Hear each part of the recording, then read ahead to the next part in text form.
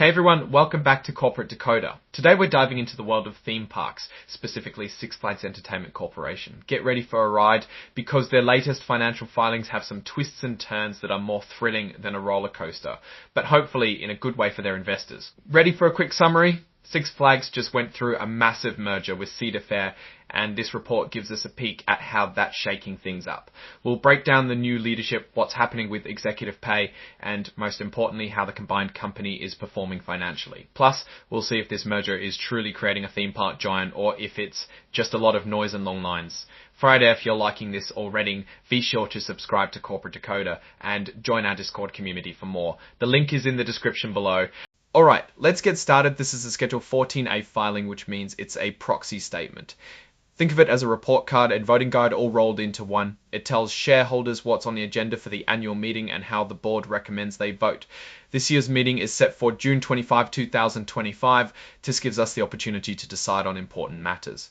One of the key decisions is electing 4 new directors. This is where stockholders get to decide who will help steer the ship. There are also votes on executive compensation and even how often stockholders get to vote on that pay. It's like deciding how much say you get on the company's leadership. Now, let's dive into those director nominees. There's Sandra Cochran, a restaurant and retail veteran, Michael Colglazier with tons of theme park experience, Felipe Dutra, a financial whiz focused on brand growth, and Stephen Hoffman, bringing his investment expertise to the table. These folks have impressive backgrounds and the board clearly thinks they're the right people for the job. This is where we decide if we agree. The story here is Six Flags is looking to inject some fresh blood and diverse expertise into its leadership, which is crucial after such a big merger. It's not all about new faces though. Some directors are continuing their terms. We see names like Louis Carr, Jennifer Mason, and Richard Zimmerman. They are not up for re-election this year. This mix of old and new suggests the company wants to keep some stability while bringing in new perspectives. Of course, it wouldn't be a corporate meeting without a vote on the independent accounting firm. The board wants to stick with Deloitte & Touche, but it's up to the stockholders to give the final nod. Next up, executive compensation. Six Flags wants stockholders to give an advisory approval on how they're paying their top execs. These votes aren't binding, but the board does pay attention. Speaking of executive compensation, this filing lays out the company's philosophy. Incentivize key employees, align pay with stockholders' interests, and attract and retain top talent. That's the plan anyway. Let's keep reading to see how they're planning to achieve this. A bit about the structure of Six Flags and how that affects decision making. The company has an executive chairman, Salim Basol, and a lead independent director, Daniel Hanrahan, alongside the CEO. This split aims to balance oversight and management, making sure the company is steered in the right direction. They spell out what these roles do in practice.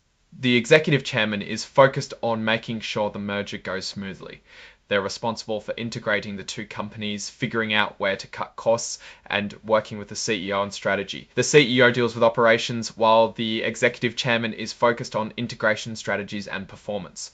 The lead independent director makes sure the independent directors have a voice and acts as a point of contact for stockholders. This is all about good governance, making sure there's oversight over management.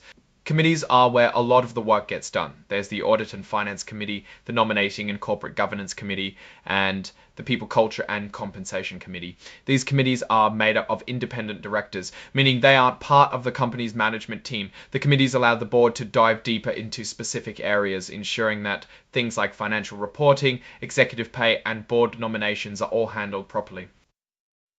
Now let's get to the important numbers. 2024 was a unique year as it was both legacy companies and the combined entity.